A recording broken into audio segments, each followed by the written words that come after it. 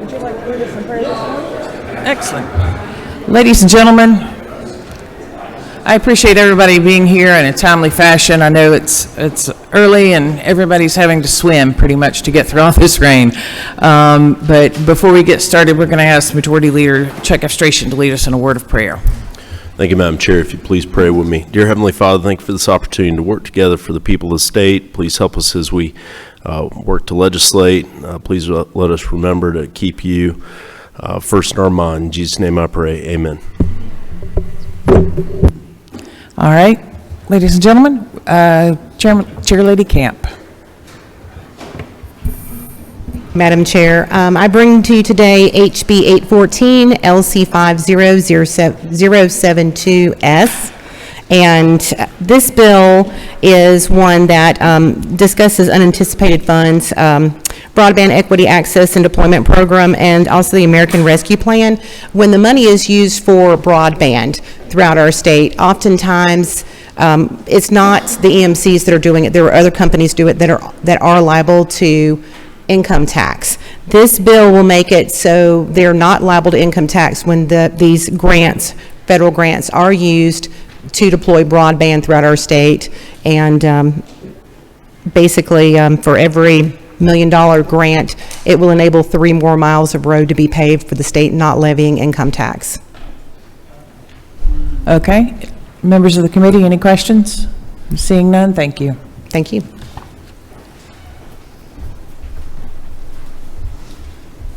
Representative? Good morning. Thank you, Madam Chair, members of the committee. I bring before you House Bill 995. It's on page 2, about midway down. This is a bill that was brought to us by our Georgia National Guard. It's simply to make the ASVAB, which is the Armed Services Vocational Aptitude Battery, more readily available in our public schools. There is no cost to the school system. The military bears all that cost, and it has the support of our Department of Education. Okay, all right. Members of the committee, any questions? Seeing none, thank you, Representative. Thank you. Representative? Thank you, Madam Chair, members of committee. I bring before you House Bill 1020, Income Tax Credit Military Zone, Military Opportunity Zone. So it simply modifies the military zone to allow for businesses that are not on publicly owned land to utilize that military opportunity job tax credit. Okay, all right. Thank you, Representative. Any questions? Seeing none, thank you. Thank you. Representative? Good morning, Madam Chair and committee. I've got House Bill 974. It's a sub, LC 472809S. And what the bill does is requires the Secretary of State to create and maintain a statewide program for the posting of digital images of ballots. This has already been proven with a pilot program. This simply makes it a permanent program, and it does address the image resolution requirement of being no less than 200 dots per inch for ballots. However, on the absentee ballots, it's asking, the bill requires that the resolution be as high as the voting system allows. Okay. Any questions? Seeing none, thank you. All right, thanks. Representative? Thank you. I bring House Bill 1018. It's on the second page, about halfway down, otherwise known as the Georgia Firearms Industry Non-Discrimination Act. And what this bill does is it makes it unlawful for financial institutes to discriminate against any firearm merchants through what they call the merchant category code number. And this has actually been done by a foreign entity. So this is a good bill for national protection. Okay, all right. Any questions? Minority Whip Park. Thank you, Madam Chair. Representative Ridley, I read through your bill. I was surprised, could you help me understand how widespread these sorts of discriminatory practices are from our financial institutions against gun manufacturers? So if you look on page 2, On line 38 there, where it come up with the merchant category code 5723. That's an actual code that they come up with and started actually placing it on any firearm merchant where you go and buy anything firearm related. Now, there was some talk about it, and they did discontinue using it at this time, but what we're saying is in this state that you cannot use it to just track that. So basically what it's doing is making a registry, and you're letting a foreign country be able to do that. So that's what's going on. And I think California actually passed the law that whether you have to use it there. So it's coming, and this right here is just to protect that and to protect your privacy. All right. Okay, all right, thank you. No further questions. Thank you, Representative. Representative? Thank you, Madam Chair. Members of the committee, I'm here today to present House Bill 1031 on the blue sheet. It's next to last on page 3. This bill comes from some of the work we did with an ad hoc ad valorem tax study committee last summer. It has several items in it. The high points are that it requires that it requires a publication of the rollback to match the increased revenue that comes from a reassessment. Also requires that property be reassessed every 3 years. It also has a very good statement in it that we put in, that was put in by one of the subcommittee members, and I like this a lot. The adopted millage rate exceeds the estimated rollback as stated in the annual notice of assessment that you previously received for this taxable year, which will result in an increase in the amount of property tax that you will owe. One of the things we're trying to do with this bill is make it a lot more transparent to the taxpayers so they don't feel like they're being assaulted always with reassessments.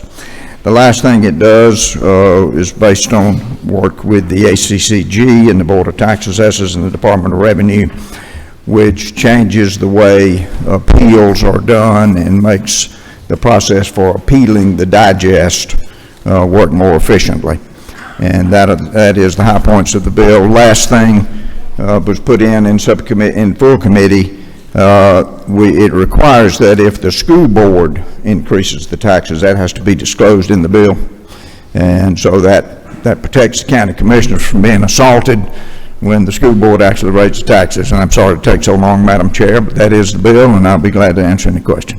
Okay, all right, you do have a couple of questions. Representative Williams. Thank you, Madam Chair. To the gentleman, certainly I like the ad valorem tax bill that you're introducing. My question is there any place in there that addresses or possibly will address millage?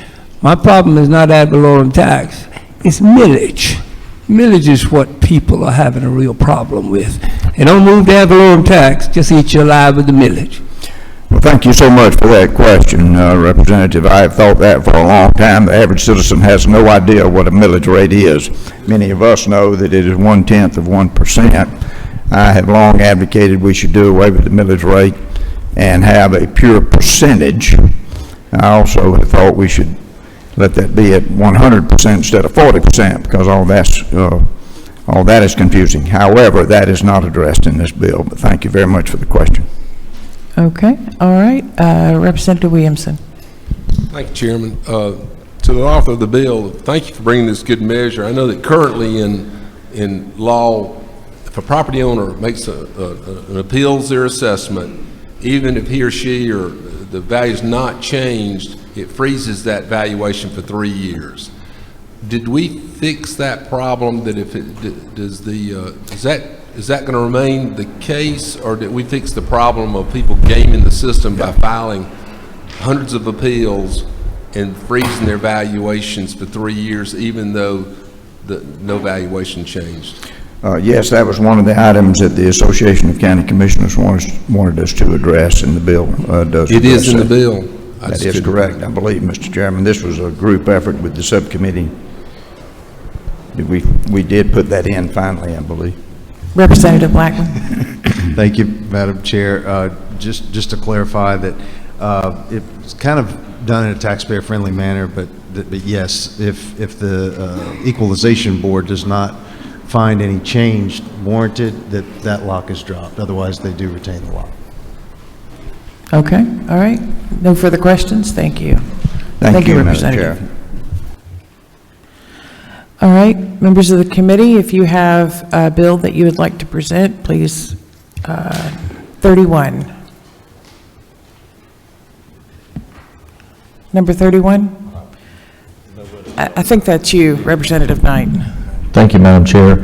House Bill 1162, this is the annual IRC update bill.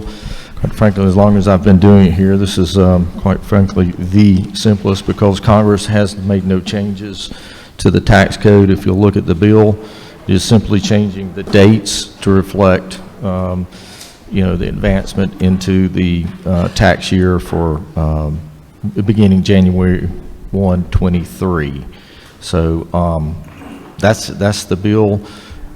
Should Congress move and do something from a tax perspective, we do have a vehicle, HB 1163, prepared such that if Congress does make any tax changes and we're still here, we have a vehicle that's still out there that we can use to reflect any changes. Okay, all right. Any questions, raise your hand. Seeing none, thank you, Representative. Representative Blackman.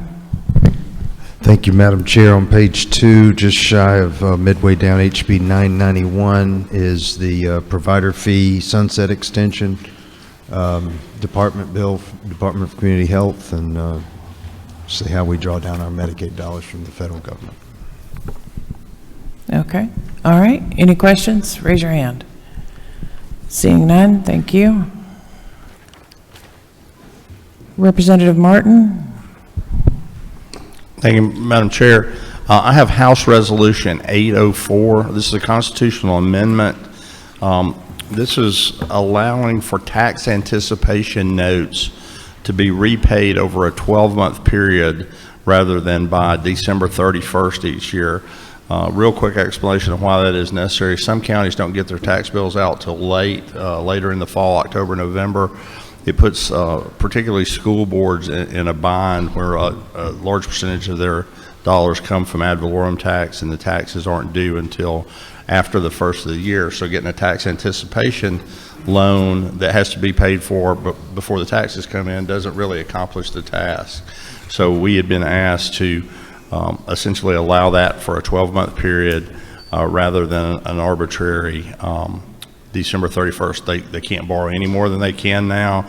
They still have to pay it back and can't get another loan until the original one is paid off. But we do that. It's in the unlikely occurrence that you have sort of several things happen at once, a lower tax digest, late tax bills, recessionary times. We don't want to leave our school systems in a bind when they're trying to cross that December 31st threshold. Haven't had any negative comments. This would apply to all political subdivisions in the state, so it would be counties, school boards, or cities could use this as the new tax anticipation note repayment schedule. Okay, all right. Any questions? Please raise your hand. Seeing none, thank you, Representative Martin. Representative Hawkins. Yes, Madam Chairman, I'd like to speak back to House Bill 872, primarily because the header is not very descriptive of what this bill really addresses. Spring and summer, I met with Chet Passan, who is the director of the Georgia Health Workforce Board, and we've been looking at the numbers of dentists and physicians going back into rural areas, and frankly, what we're doing is not working. The dentists are going back, apparently, it appears, to join their parents in Uncle Henry and that kind of thing. These kids are coming out with $200,000 loans. What this bill does is it tells a senior that he's been accepted, so he knows he's getting the loan before he goes. He doesn't get the money until he gets there. And then number two, it tells him he can get it for 4 years. That's $100,000. We may get him to stay when they get there. Okay, all right. Any questions? Raise your hand. Seeing none, thank you, Representative. Representative. Thank you, Madam Chair. I'm here to present House Bill 1039. It's on the second page, about 3/4 of the way down.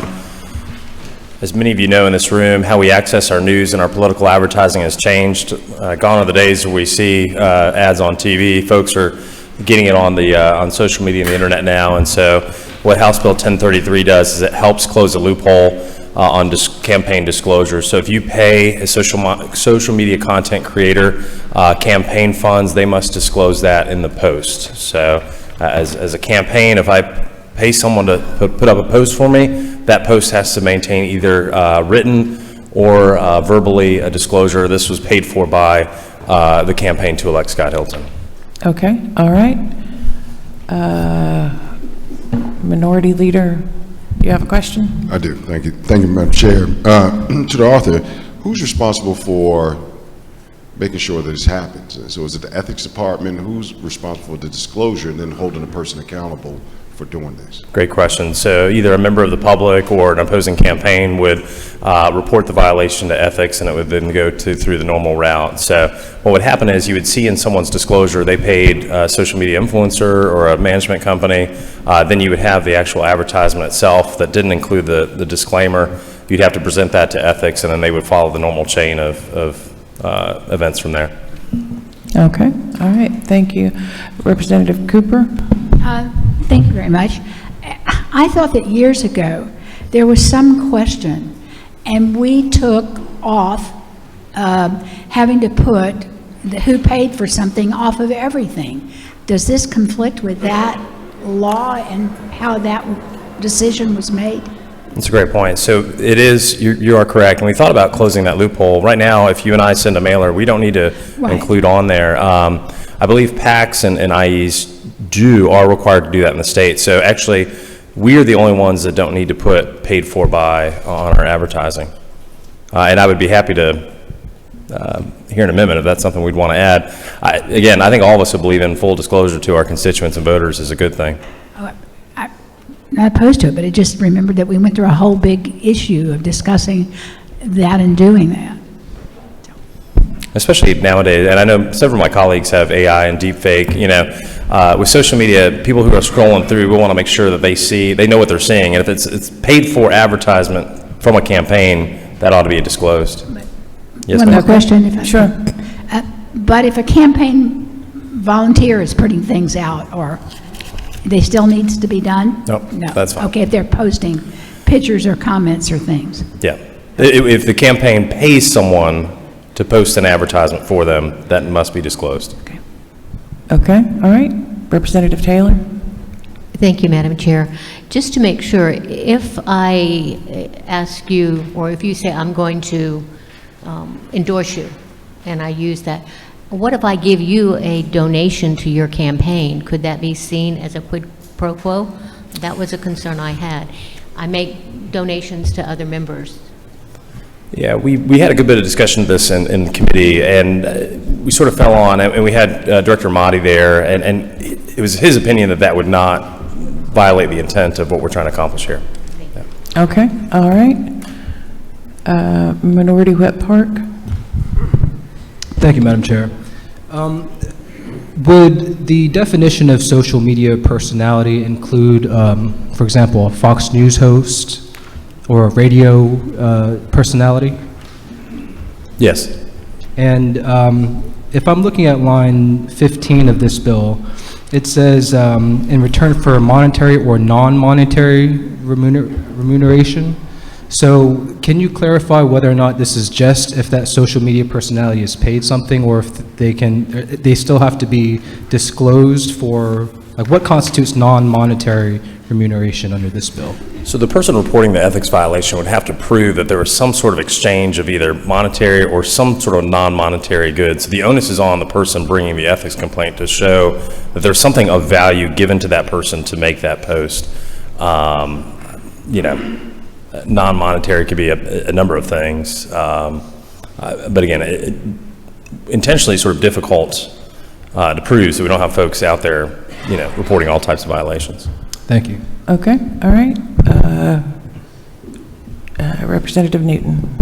Thank you, Madam Chair. So this bill really only affects entities or people who show up on a campaign report for somebody running for office. Is that right? If it doesn't show up on your campaign disclosure, this bill has nothing to do with them.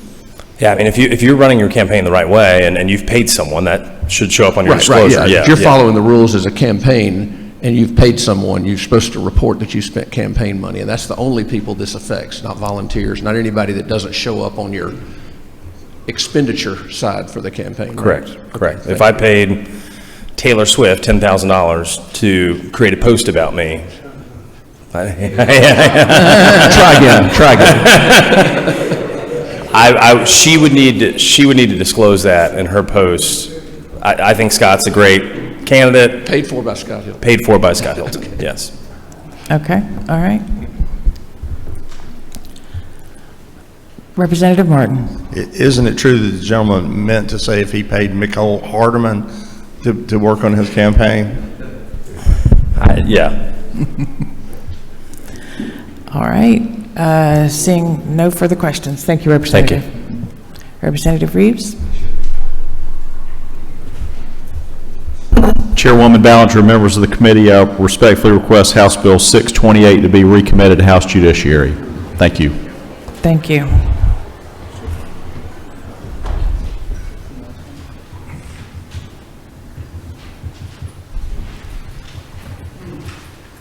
All right.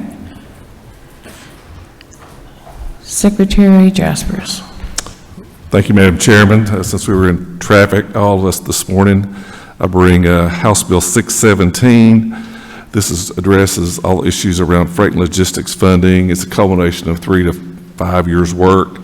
It codifies the freight plan that was released 2 weeks ago, directing planning in 2020 and for 2050. It's a cooperative work between GDOT and the State Planning Director and the House and Senate. Okay, any questions? Seeing none, thank you.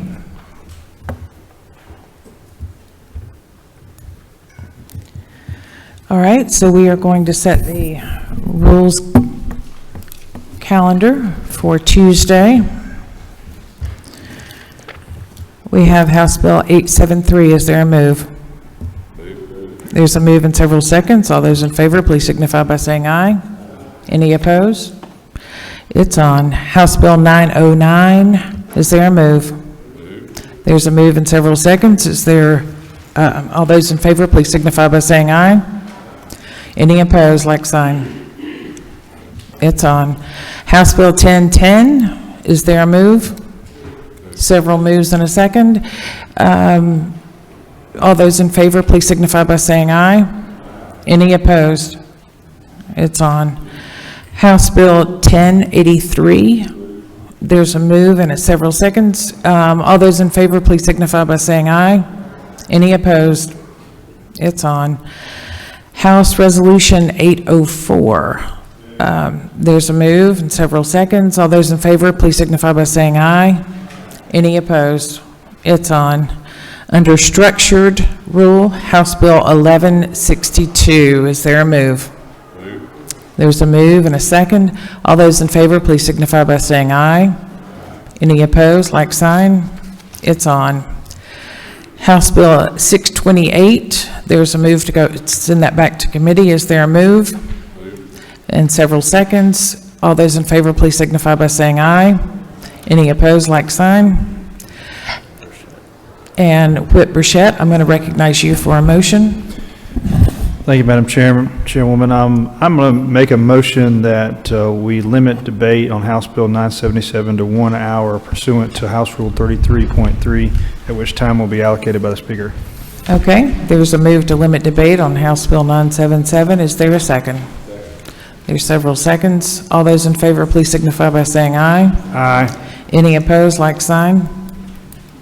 Okay, debate is hereby limited to 1 hour, time to be allocated at the discretion of the chair on today's calendar. So just to run back through those right quick to make sure everybody is on the same page. Rules calendar for tomorrow, February 13th, 2024, under modified structure. House Bill 873, House Bill 909, House Bill 1010, House Bill 1083, House Resolution 804, and under structured House Bill 1162. House Bill 628 has gone back to the Judiciary Committee, and on today's rules calendar, House Bill 977, debate has been limited to 1 hour to be allocated at the discretion of the chair. Seeing no further business before the committee, we are hereby adjourned.